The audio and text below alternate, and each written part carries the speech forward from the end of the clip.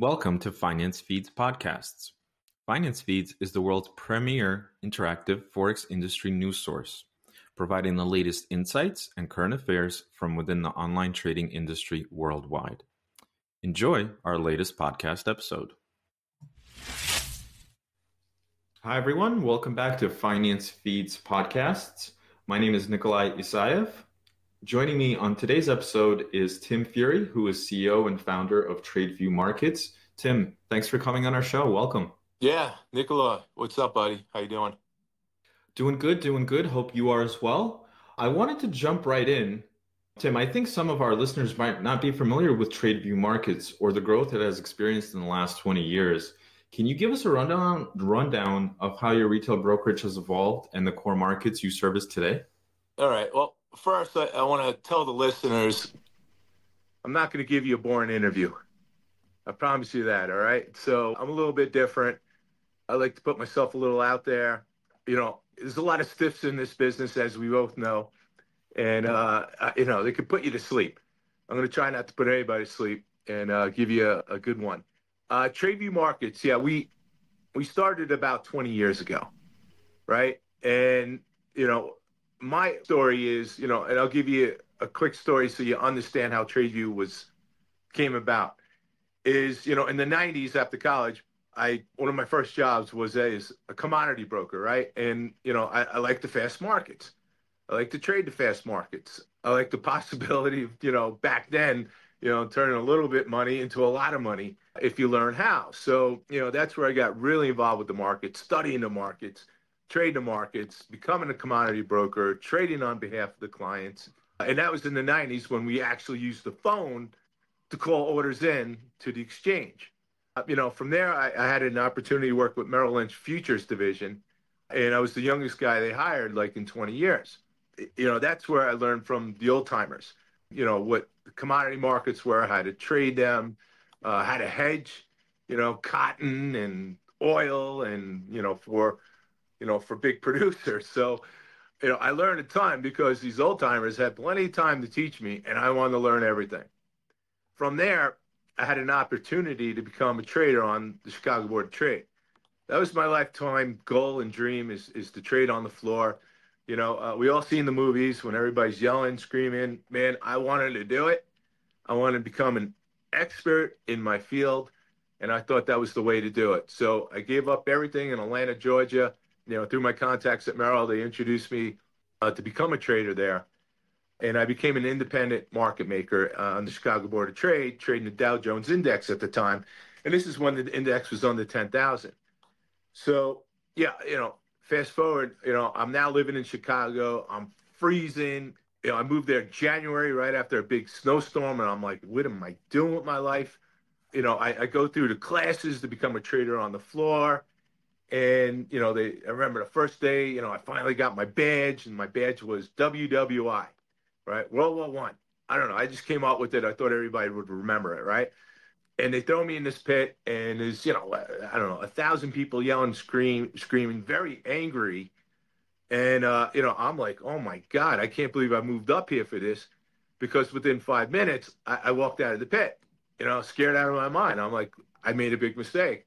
And I just stood on the floor looking around, and later, when the pit became a little less crowded and people started going to lunch, I walked back in, and I started paying attention, and then I'm like, all right, I'm going to give this a shot. And then, I finally put my first trade on like a week later after standing there like a knucklehead for a week. But that's where I really learned the inside of a market, how it works, buying and selling and more importantly, making a decision very fast, right? Mm-hmm.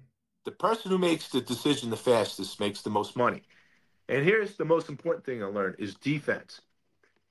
When you make a decision, have a way to get out of it, right? Meaning have a lean, right? Where you can lean and get out of a trade. You're going to make mistakes. You're going to make a lot of them. And that's when you need to get out of the market right away, right? And reassess. So, that's probably the biggest lesson in life I learned is on the floor is making quick decisions. And then if I make the wrong decisions, you automatically get out, reassess, and move on. So the problem with Chicago, I stayed there for about 2 years. I became successful on the floor. Not a big time trader, but the fact that I made it over 30 days, it's a miracle down there because the successful rate is maybe 10%, maybe less. I don't know. So I made it 2 years, and then there was we're going from open outcry to electronic. This is in the late 90s, and I was freezing. I wasn't so happy. I was a single guy. My girlfriend from Atlanta dumped me because I'm just trying new things and new adventures and moving here. And so I'm like, I had enough of Chicago. I need to warm up. So I moved down to Florida, and I became a prop trader, proprietary trader, and I worked for a company, Schoenfeld Securities. It was, the leading prop firm, and it was the stuff they taught you was out of this world. I actually learned how to make money in the markets, right? There was a way with that you can actually make money in the markets. The difference between their philosophy and Chicago's philosophy, Chicago trade on the floor, it's all about defense. That's all you learn is defense, defense, defense, how to get out of a trade. And then if you learn defense, right, you worry about the risk. You worry about, not losing money. That's how you make money in Chicago, is to not lose it. On the flip side, this was totally different. This was how to make money, right? And you're taking risk. And I learned some amazing things that I take with me to today from that company and from some of the traders I work with. One of the traders on the desk, this guy, Mike V, amazing trader, worked there for, like 20 years. He's one of our traders now for TradeView, and he works for us for the past, 8 to 10 years. So I developed, some great relationships there, learned a lot. And then, after 9/11, the industry went, boop, down the drain, and volume dried up. Our credit lines dried up, right? I used to be a big trader, and then all of a sudden they cut my lines because they're scared of risk after 9/11. There's no really way to make money because we get paid on bonuses and all that. Yeah. Yeah. You have a question? I saw you put a finger up. No, Okay. no, you can keep going. Yeah. So from there, I was living in Florida, and I'm like, I have one more shot. I want to move back to New York City. I want to make something of myself. And, I did the research. I want, the next opportunity I got in, I wanted to be on, the cutting edge, the beginning of something, of a trend. And I just did a ton of research because, I'm data driven, right? Like most people in our industry. And I moved to New York and got involved with Forex.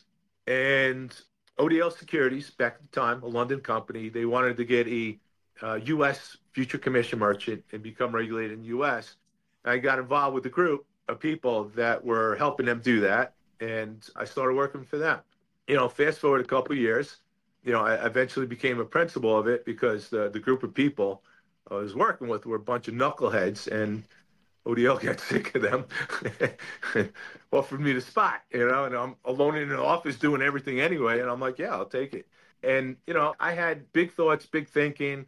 I just felt that they were slow on letting me grow. So I moved on to another opportunity. And that's, where I got the idea of TradeView Markets, right? I really started it in 2004 just as like a money manager IB, right? Really did that on the side. But, before I really got TradeView going, I worked for another firm and took them from, 0 to 20 million in revenues within 2 years, right? I didn't like the way I was being treated. And, and they didn't stick to their agreement with me. And they're like, Furey, what are you going to do? And I'm like, well, if you put it that way, I think I'd move on and do something else. And I moved on and did something else and started TradeView. And, TradeView was the idea, was the company's name, but we became a division of future commission merchant at the time. It was my way to get into the business. Instead of being a glorified introducer broker, I became part of a company and ran their their Forex division. And under the TradeView name, was doing business as TradeView. So we started that way, and that was 2006, 2007. From there, we were doing U.S. business. That's when, before Dodd-Frank destroyed, really consolidated the business. And then, from there, again, I had big dreams, and I decided to take TradeView on my own. And, it took years to do. And with Dodd-Frank, we had to, sell off our US part of the business and just concentrate outside the United States. And what was it? It took 2 years to get the license, but in 2012, we finally got approved to become a broker dealer in the Cayman Islands. And that's really started TradeView independent in 2012. And from there, it was pretty much 4 or 5 guys in one office, working as hard as we can. We put everything together. We got the MetaTrader license. It was a lot easier in 2012 to start a brokerage than it is now with all the requirements, all the capital required. Back in 2012, we were able to get into this business. So, 4 guys in the office, we're starting this business. We're getting clients, we're making money from day one. And, my thing is, I walked in the shoe or in the shoes of people that were traders, right? I was a trader myself. I took it to an extreme level. And one thing I always wanted was, the best trading conditions possible, right? That I'm privy to because I was a professional trader. And if I could put that together with TradeView, then we have a great product and we can give that to the clients. So that's what we do. That's the concept of our company, and that's what we're able to do. And that's how TradeView was formed. So, now I could say, it worked. In 2024, we have over 200 employees. Well, I don't call them employees. I call them coworkers, right? Because we bring in smart people to the company. They're going to help grow the company and be part of the company, right? They're not employees. They're coworkers. I hated being called an employee. So every way possible, the way I was treated was horrible. Growing up from the 90s and to where we are now, I won't do that with my company. So that's the thing. We bring in coworkers, smart people into the company. They're going to help grow the company. And we went from 4 people to 200 people, within the past 10 years. That's the short story of TradeView. Yeah. That's awesome, Tim. Thanks for enlightening us. I didn't know some of this backstory and some of these details about your personal professional growth before you started TradeView. And listening to you in describing all these different steps in your career and steps in founding TradeView and growing it into a fully fledged broker dealer, a licensed broker dealer, all on its own. It brings back a lot of my own memories from Wall Street days and pre-Dodd-Frank, post-Dodd-Frank, and some of these things that you described in terms of, the way, like you said, employees, let's say, are treated, in different companies. And I think it's great that you learned those lessons early on. So you're applying all of these lessons to your company now. And, I was thinking yesterday of other brokers that I know that are set up in the Caymans as their primary jurisdiction that I know that have done well over the years. And I couldn't think of any. TradeView is the only one that I know that's really historically has been working out of Cayman successfully for, like you said, over 10 years now. So I think that's really, really cool.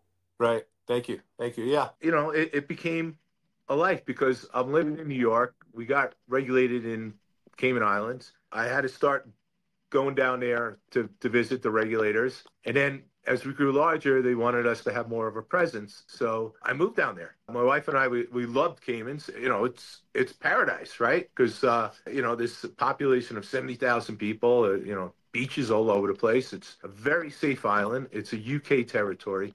So that's how we started. And then, with that license, we also got regulated in multiple areas. We have an office in EU. We have an office in Malta. We have offices in, South America. That's one of our big spots. We're out in Asia. We do business all around the world. So, so that was the growth is, you get licensed, you start somewhere, and then you start growing. You need to get regulated in other entities, other areas. So, right now we're carrying about 4 licenses in different countries. Yeah. Mm-hmm. Mm-hmm. Great. Yep. I wanted to ask you about your new venture, actually, Vulcan Prime Bridge, which was announced last month. Can you tell us about the offering from both the technology and sort of the liquidity and pricing side of things? What can clients expect? And how is this venture different from the plethora of options that are already available in the market today? Well, when starting a brokerage, you're putting everything together, right? From A to Z, from the platforms, the website, the marketing, and then once you get the platforms, you need liquidity, right? And you need to plug them into multiple banks and liquidity providers, right? So over the years, you rely on other companies for this middleware. It's called the middleware. Now, as a guy that gets annoyed with stuff because I'm a trader, right? And you're relying on other companies to have a product that works great and seamless, right? Because it's a 24-hour market. Doesn't always happen that way, especially in the early years.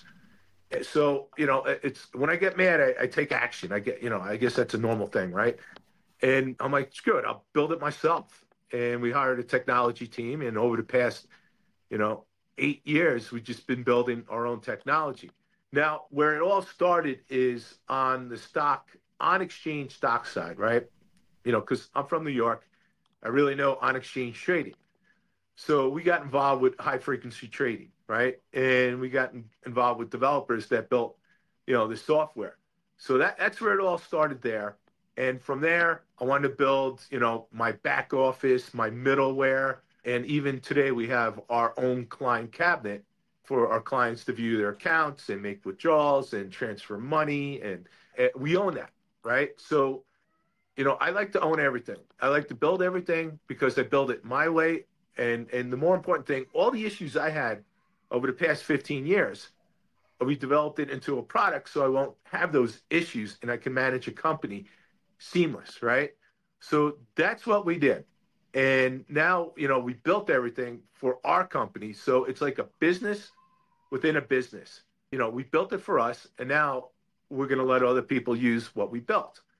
And that's where we came up with Vulcan, right? I don't know. I guess, one of the main developers like Star Trek, and, he's a Star It's a Trek. cool name. They're I nerds. think it's a cool name. So he came up with Vulcan, and I'm like, yeah, go for it.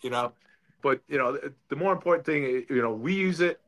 It's a great product, and now we're letting other people use it too. And I think we built a superior, great product that's gonna help brokerages go from A to Z, just like I did. Hmm. Yeah, I mean, some of the issues that you described, I mean, we all went through them in the early 2010s. You had MetaTrader. That was the big thing. It was you needed a meta bridge back in the day to be able to have everything function if you were using MetaTrader 4. And it was like either you build it or you buy it type of question. And I remember all kinds of different issues across different brokerages, including the one that I worked at during that time, where, I mean, like you said, it's a 24/7 market. If there's some kind of downtime with a bridge, you're in big trouble.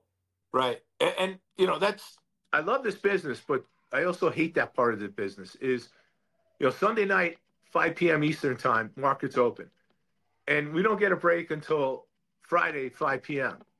Right. So the only day I have off is really, Saturday, or, Friday night and Saturday and some part of Sunday. And then you start stressing out because the market's about to open. You got to check all your software, make sure everything's on and working. And you got to make sure everybody's answering your Skype and, your tech team's on board.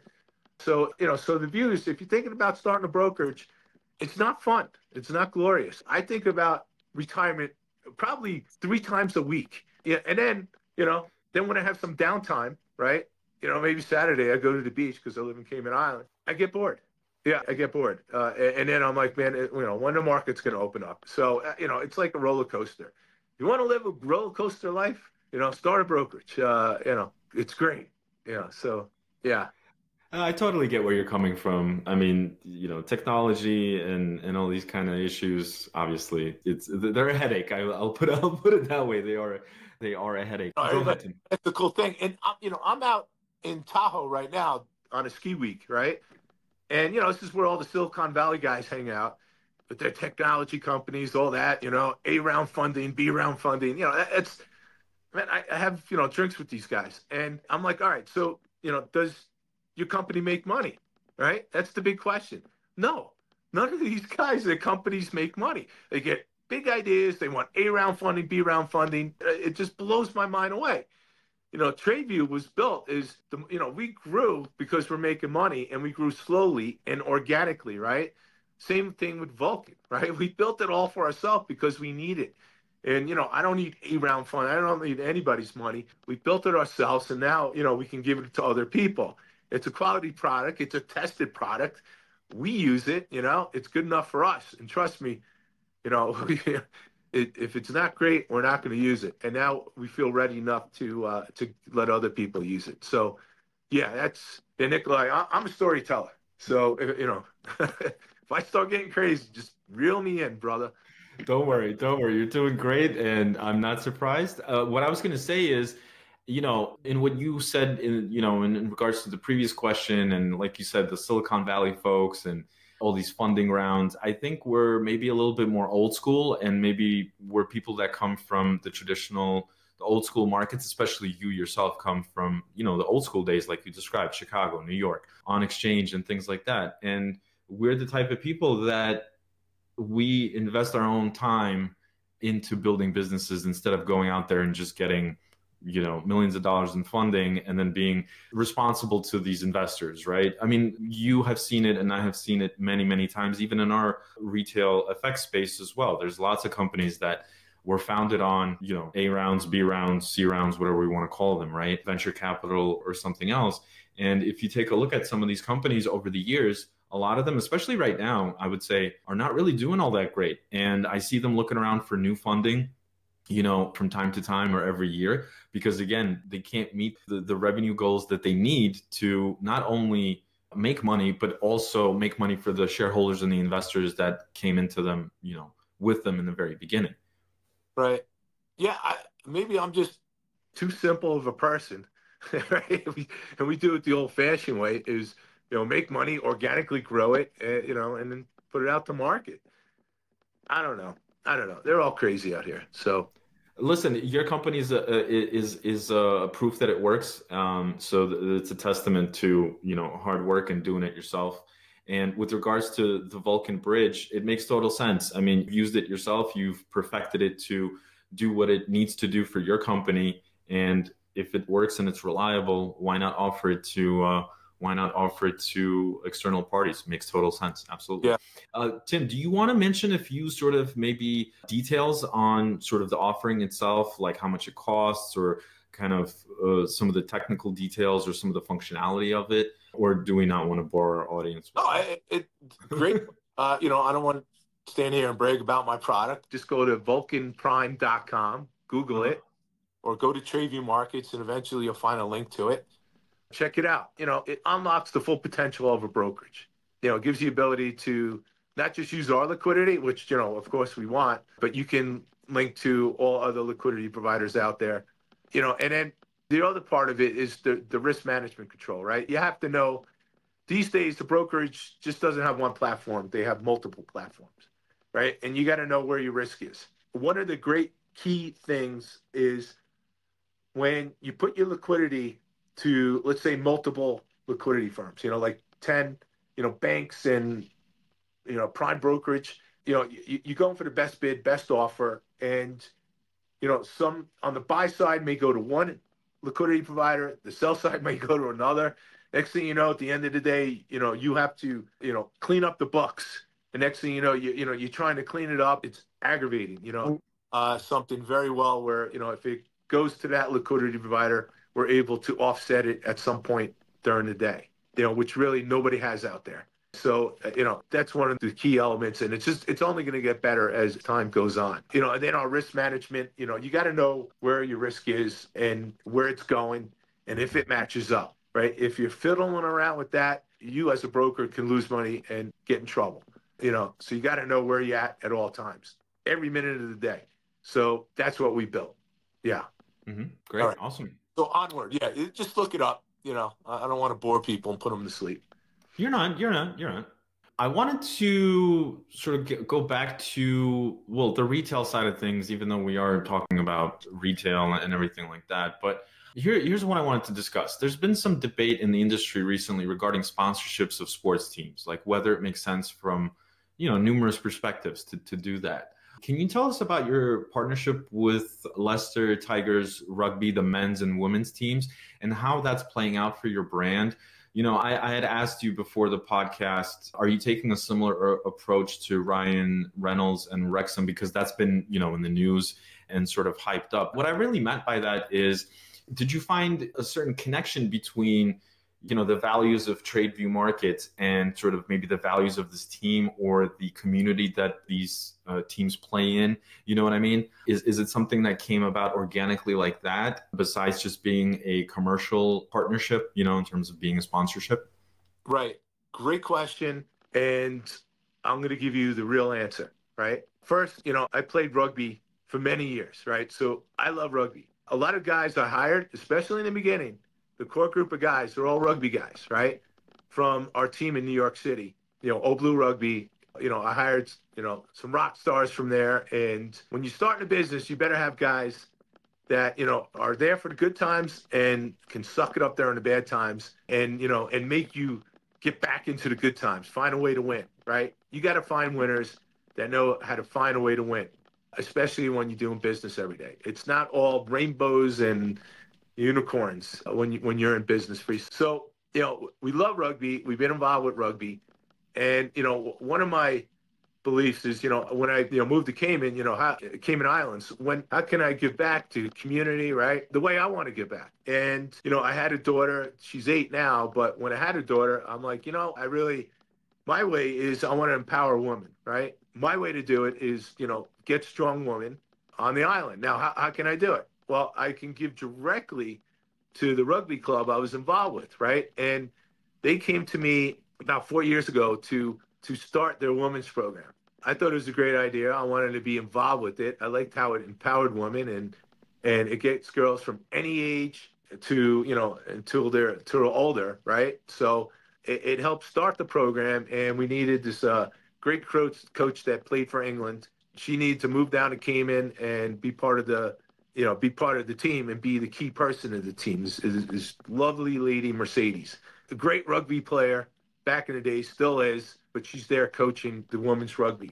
So I really got involved with sponsorship, spend the money to fly her in. Sometimes, we give, these coaches a place to live in the Cayman Islands. And they took the sport of girls women's rugby from, 0 to over 200 players within 3-4 years. It's become a great thing. And we really got involved, not only there, I show up, I watch it. I still try to get my girl to play it. But, more importantly, it empowers women. It gives them a group of people to hang out with. So we really liked it. Now, sports sponsorship, I was against it because I see every knucklehead in the industry doing it, right? Football, whatever, or you call it, in the U.S., you Soccer. call it over there, football, Yeah.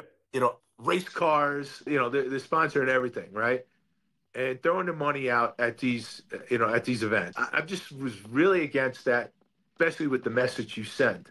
So I was against sponsoring, just throwing your money out to professionals who don't need the money, right? What I wanted to do is give my money to amateurs. So we started with the Cayman team, and then, from the women's team, we did the youth team. We're doing the men's team in Cayman Island. Then the other teams around the world that are amateur teams, they need jerseys, right?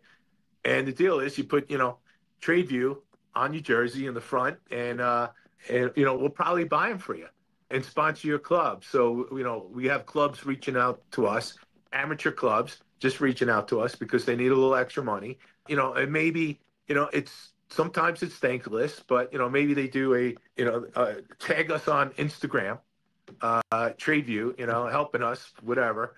But, the real reason we're doing it is because we got a lot of rugby guys that work for us, and we're involved in the rugby community, and we want to help out and spend our marketing money on that rather than giving it to people who don't need it. And if it comes back to us, great. If it doesn't, we're doing a great thing.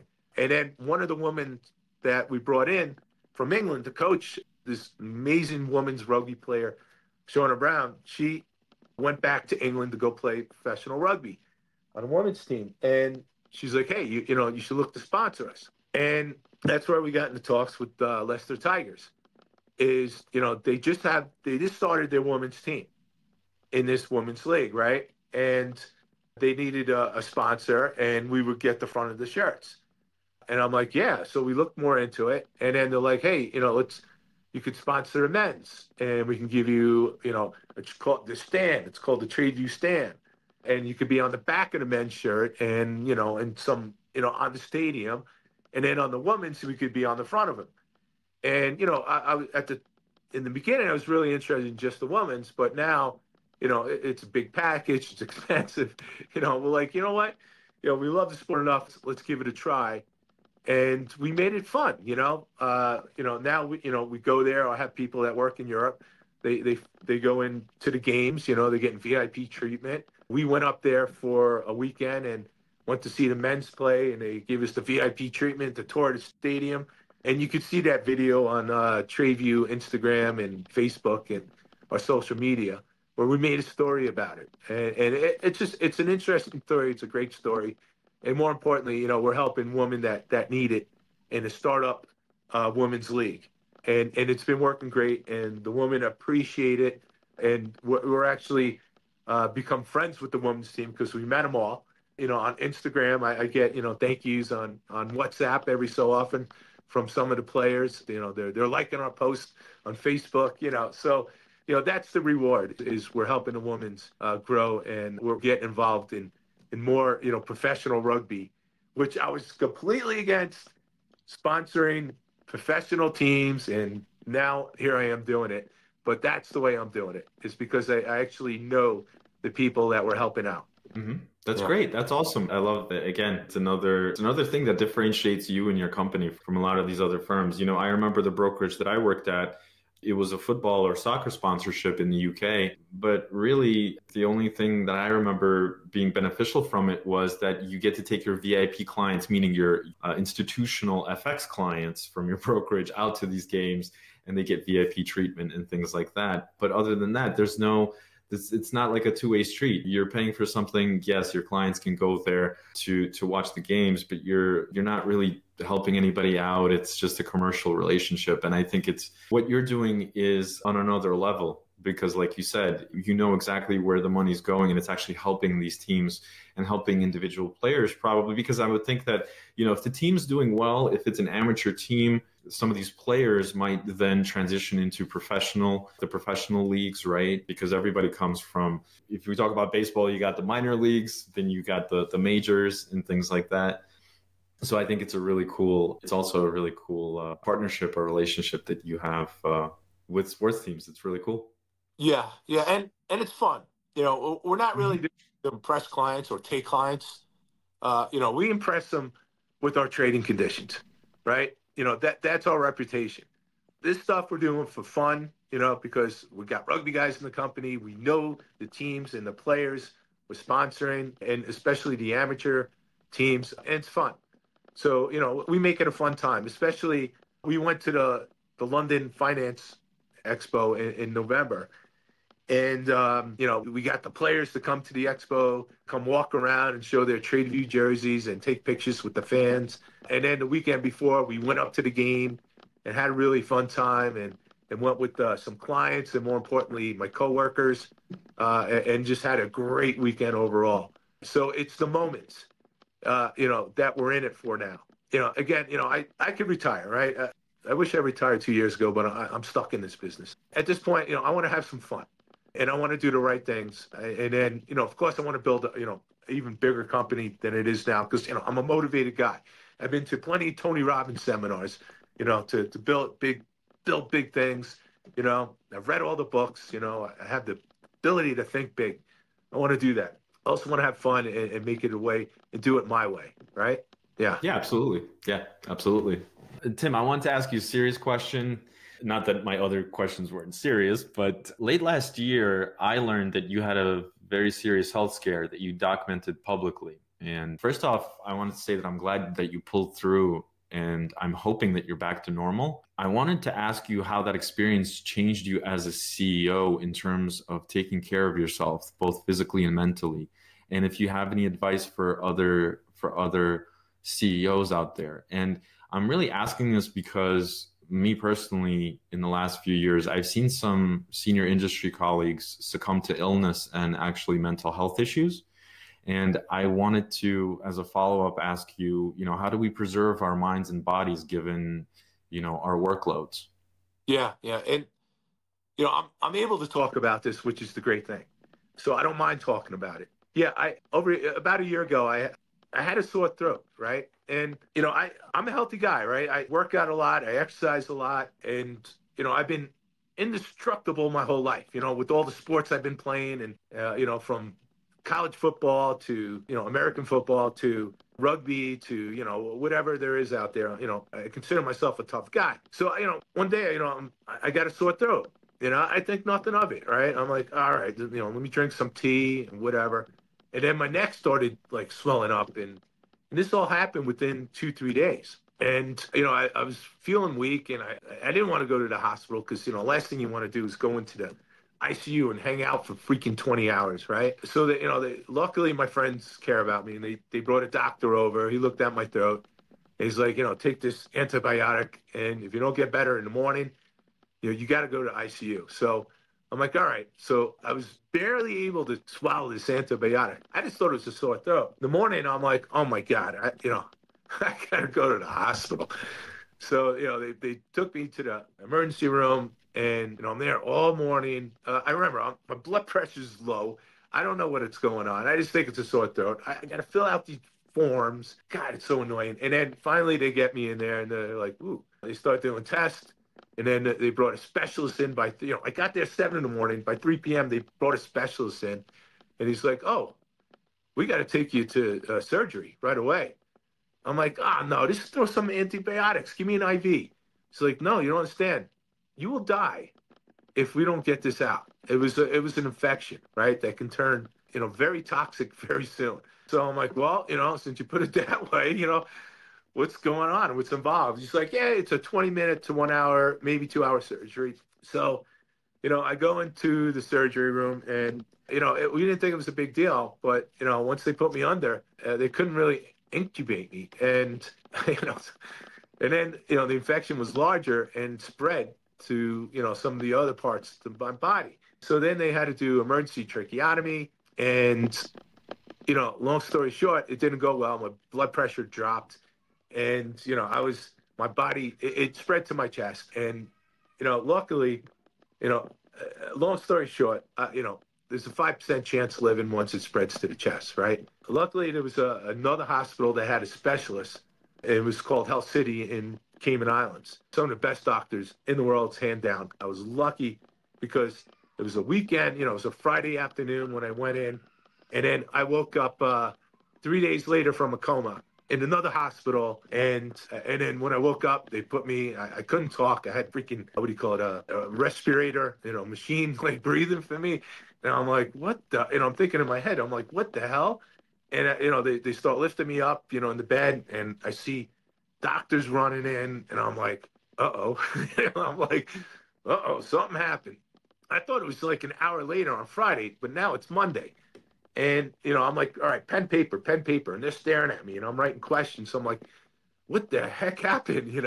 I'm looking at myself. I have, like 100 wires stuck in my body. I'm on this damn machine, and they're looking at me like, how is this guy alive, kind of thing. And I'm like, oh no. I'm like, do I have cancer? Question mark. They're like, oh no, no, no.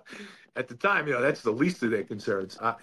My I woke up, my body quit on me. I was yellow. And the other thing is, I was lucky. I was in, a good mental state of mind because I lost a lot of oxygen during the intubation, and my blood pressure dropped pretty much to zero.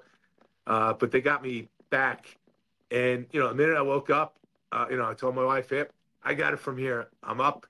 I was on so much drugs they put you on. I was hallucinating. I was in the ICU for 7 days, but I was getting better a little bit every hour. Every day I was getting a little bit better. The count started going in the right direction, and God bless those doctors. They made the right call. They hit the nail on the head. And the doctor, after all said and done, they closed this hole up. I'm breathing on my own. I'm walking around now. I'm feeling a little bit better. Things are getting better. And the doctor's like, wow, you came in bad condition. We thought you're going to be in the ICU for, 1 to 2 months. They did tell my wife, they didn't know if I was going to wake up. And if I did wake up, what state I was going to be in. So it was really scary. Now, Oh, Tim, something happened. You cut out. What happened is when, Hmm. yeah, can you hear me now? Yeah, I can hear you. Yep. Back, Hmm. just like after the ICU, I'm back. Yeah, I got myself better, and I got out of there within 2 weeks. The doctor expected me to be in the ICU for 2 months, but he's like, "Hey, man, this is great. Things are working with your body." From there, it's just I didn't expect it. I have, two kids, that almost lost a father. I have a wife almost lost a father, and it really got my thinking. Is like, hey, maybe I got to rethink things, right? Instead of travel for 6 months out of the year, I got to find ways to be with my family more, do more with my family, appreciate life, and more importantly, I had a collapsed lung also, so I had to rebuild my body like the bionic man.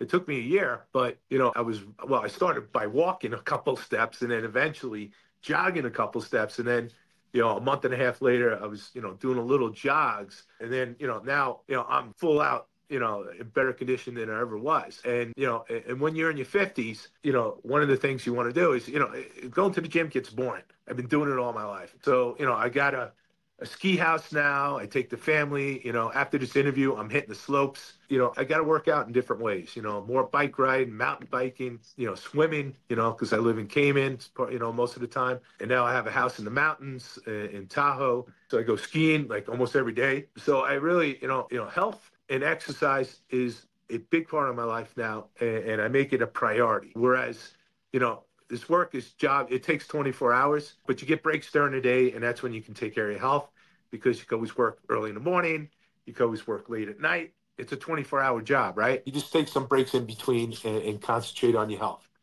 So that was the life-changing moment. It changed the direction of what I'm doing and how to do it. But, I'm still a motivated guy. I want to be successful, build a big company, but the way to do it, I'm just doing it a little differently. Hmm. Yeah. Well, thanks for also sharing the story with us. I think it's very important for people to keep in mind that a lot of these things kind of come at you, a lot of times come at us out of nowhere.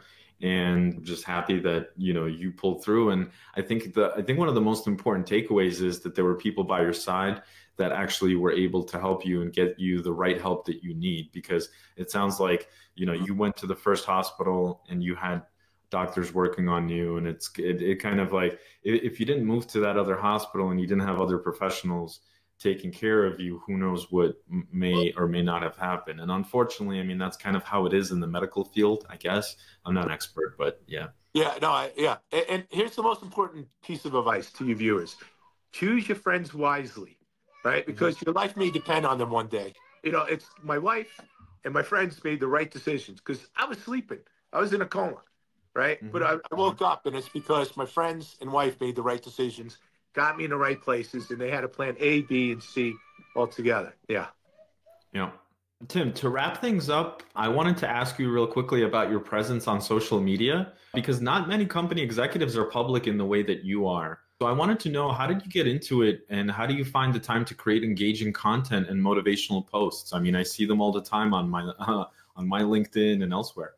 Yeah. So, I'm in my 50s. The last thing I want to do is post anything on social media, right? I just want to live in my bubble. I want to trade the markets, have fun with my life and work hard, right? But, my marketing team, they're full of young people. They're like, Tim, we got to get you out there. And they're forcing me to do it in a way. So I'm like, fine, if I'm doing it, I'm doing it my way. So, I hesitated, but, I started with, a trip to like an expo or a business meeting, right? And I'm flying out from Cayman Islands, here I am getting on the plane. Here I am going through security. Here I am, in California, here I am going to a meeting. And then, I might have said some funny things. I have this dry sense of humor. And then the marketing team put it together and it came out pretty funny. And everybody got a kick out of it, right? And they're like, Tim, you got to keep going with this. Like, oh man, so whatever. I do it my way. But, one thing is, I just don't care anymore. I'm going to do it my way. I don't care what people think. And that's the thing with social media. You just, people are going to probably criticize you. Oh, or maybe they even think you're an idiot. I don't know. I do it my way, and I think I have a lot to give because, I've been through A to Z in my life from starting businesses to, work issues to running a company that grew from 3 people to over 200, right? I'm not saying this to impress anybody. I'm saying this to press upon you that, I have some knowledge. And what I do is I tell my stories on how I did it, what I did, some of the problems I had on the way. I try to be, or I don't try to be, it just sometimes comes out funny, and I try to document some of my trips and, even my conference calls with my whole company. We document that sometimes. We put it on film, and then the reactions from the people that work here. And then, I started telling stories. We're not selling people on our products. We're just telling stories like, hey, this is what it's like to work at TradeView. This is what it's like to run a company. Hey, this is what it's like to travel, when you're a broker at TradeView. It just started, exploding with everybody, and everybody seems to like it, right? Not everybody. We have 200 people working with us, and I can't get everybody on board because a lot of them, they're shy, right? Okay. Luckily, you got, 10, 20 guys that aren't so shy and want to, it's like they're staged to perform, call it an off-Broadway production, right? Lights are on, they're on stage, boom, they can perform. And we want to put them out there. We want them to be creative, go out there, and my marketing team will cut it up and put it out on social media. And, maybe they get a following, maybe they don't, maybe they could just show their parents, I don't know, or their girlfriend or their wife. Somebody's going to pat them on the back for doing it. It's not the most glorious thing, but it's just something interesting and fun to do. It's become fun to do. And, from there, I also, celebrate other people's success other than mine, right? I have friends that are entrepreneurs. One of my friends is a co-founder of Alameda Soda. We did a guy ski weekend. We do that every year. And, watching Hot Tub Time Machine at night, we were like, hey, why don't we do something like this? Film it out on the slopes. So we got in a hot tub, went back into the past and drinking Alameda Soda. We put it together. It was kind of funny. And more importantly, we're celebrating a success, having fun with somebody else that became successful. So I put those on the blogs and on the social media, on the Facebook. So, we have fun with it, and then it's just become big, and it's becoming bigger every day. We're getting thousands of people following us. And more importantly, they're getting a kick out of it. We're not being too serious, but maybe there's something there that people can get out of it, right? Take my experience and maybe they can learn from it. Or maybe it can just get a laugh out of it. I don't know yet. It's too early to say. I think it's all of the above because when I watch them, I could see your point about, in our industry, it's hard to make our industry funny, or a lot of people in our industry are very kind of, let's say reserved, right? A lot of stuff we discuss in the boardrooms and in the conference rooms is kind of dry. It's all business related and it's hard to make it fun. And I think you and your marketing guys do a great job of making it funny on the one hand, on the other hand, giving people like an inside view of your professional, your personal life, business trips and all that. And then also your teams, right? Like your camaraderie between you and your coworkers and things like that.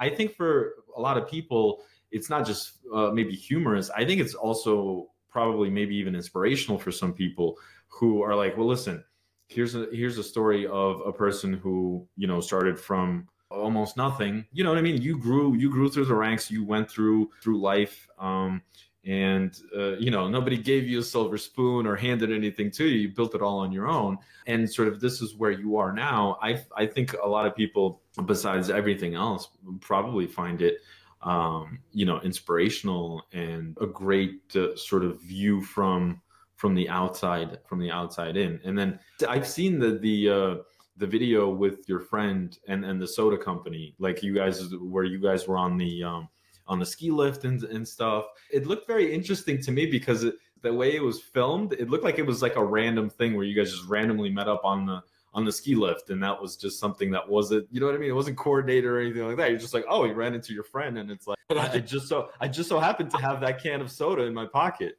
Yeah, So. yeah.